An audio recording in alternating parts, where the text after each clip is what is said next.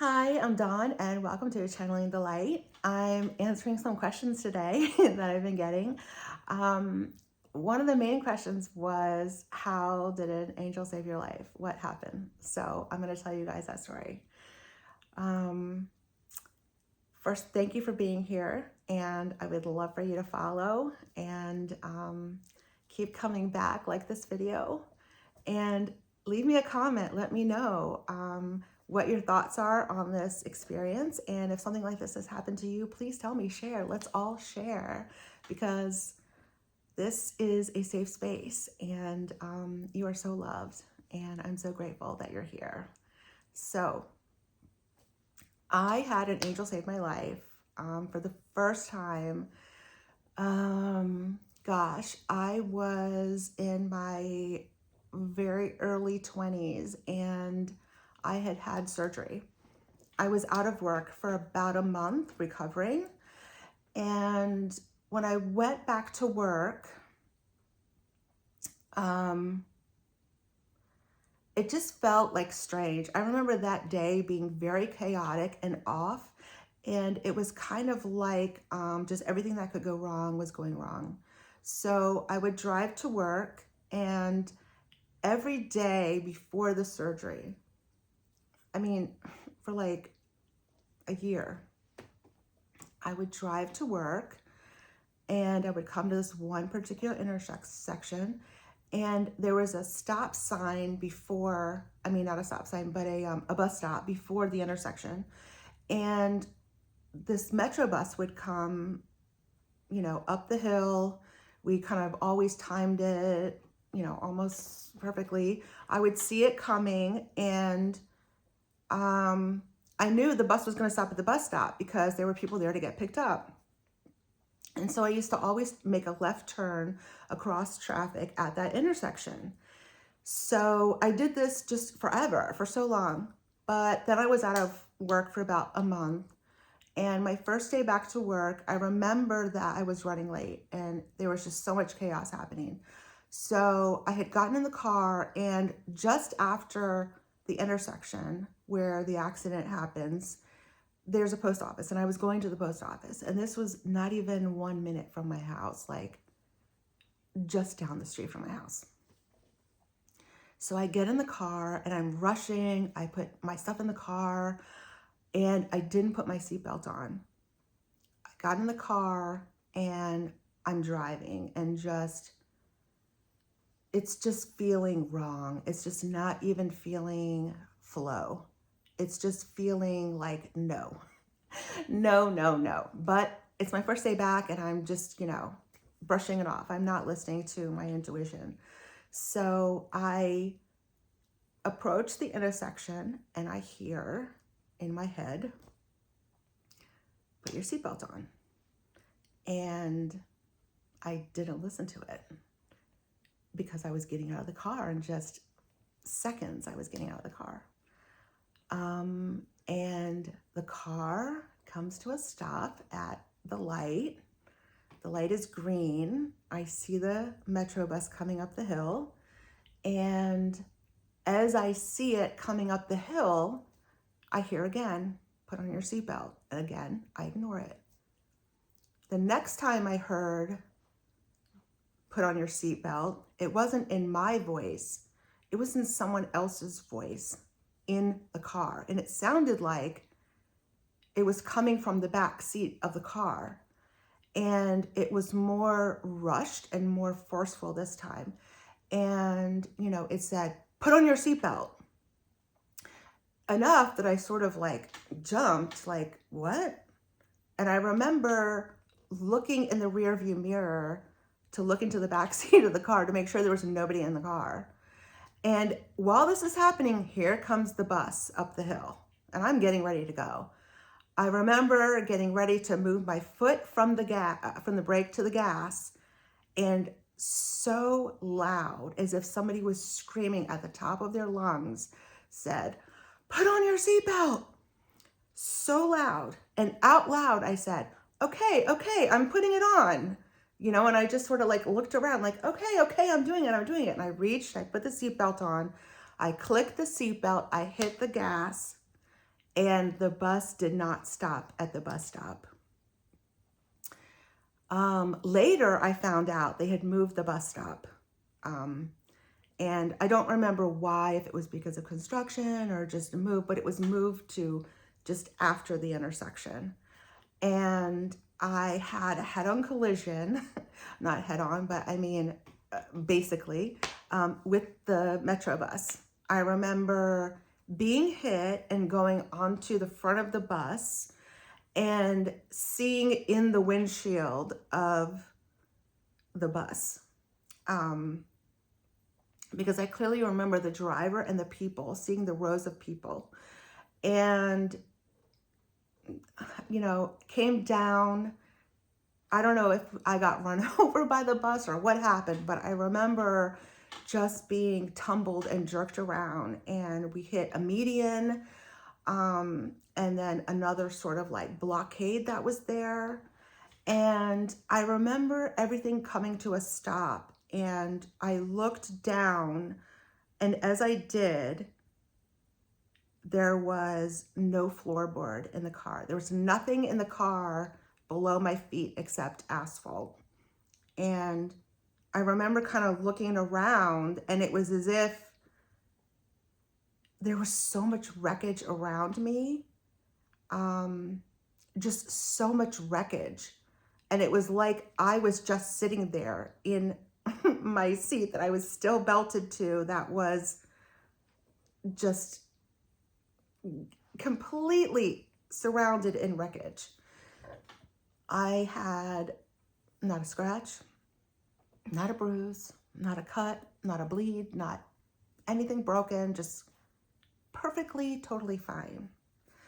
And I remember immediately just kind of everything being very quiet at first, and then it was like all the noise came back and people ran over to the car. Are you okay? Are you all right? And I was just in shock, because now I'm starting to process, oh my gosh, what if I didn't have my seatbelt on? Oh my gosh, I could have been killed. I would have probably been dead. I would have had so many broken bones or injuries or something, but I was totally fine. And some of the people that came up to the car, they were saying, where's your friend? Where's your friend? Where's your friend? And I just didn't know what they were talking about. And I was still just in so much shock that I really wasn't listening or paying attention to them. And pretty quickly, the emergency services were there. I remember a police officer coming up to me and saying, ma'am, where are your passenger? Where's your passenger? Where's your passenger? And I kept saying, it's only me. It's just me in the car. And they said, no. Where is your passenger? And I kept saying, it's only me in the car. There's only me. But the policeman kept saying, ma'am, we have witnesses that saw you in the vehicle with another person. Where is the person? Where is that person? And there just was not. There was no one in the car with me. Physically, there was no human being in that car with me. And I remember the people in the ambulance, they were talking about it. And they were talking about somebody must have left the scene and this must have happened. And finally, I remember being in the ambulance, and the police officer came to me with like his partner, I guess, other police officer. And they were like, look, if you're like covering for somebody, it's okay. Just like, you're not in trouble. Just tell us like, where is this person? Why did they leave? And I said, there's nobody with me. And they said, ma'am, we have a whole curb over here full of witnesses that saw someone in the back seat of your car who watched the entire accident and saw you hit the bus and saw this person in your car. And there was nobody there except an angel. And I can see her in my mind so clearly. And I remember sitting there, and when they were asking me the questions, I remember in my head seeing this woman with long blonde hair, curly blonde hair. And she had on this white, just flowy gown. Just like sparkling light around her, just the brightest white and golden light. I didn't see her in my car, but I heard her. And, I remember sitting there afterwards and just them asking me about her or the person. And I saw her. I saw her there in my mind. Did I make her up? I don't think so, because later I saw her, again, many times. And she was one of my guides. Her name is Jean. And she saved my life that day. She was in the backseat of my car that day and saved my life. And if I would not have put on my seatbelt, I would not be here to make this video. And I will tell you that since that day, I don't care if I'm going just, 1 second down the street. I will always put on my seatbelt. And I sort of, in my head have this little dialogue like, look what I'm doing, and, obviously you should always wear your seatbelt. Please don't drive without your seatbelt. But back then, it was just a different time and so different. And really, I thought I was getting out of the car less than a minute from when I started that drive.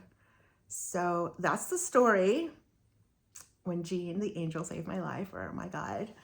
And there's been other times where, things like that have happened. And there's other times where they would show up, not even sometimes in their angelic form or, in spirit form. They might be there and I would hear their voice, or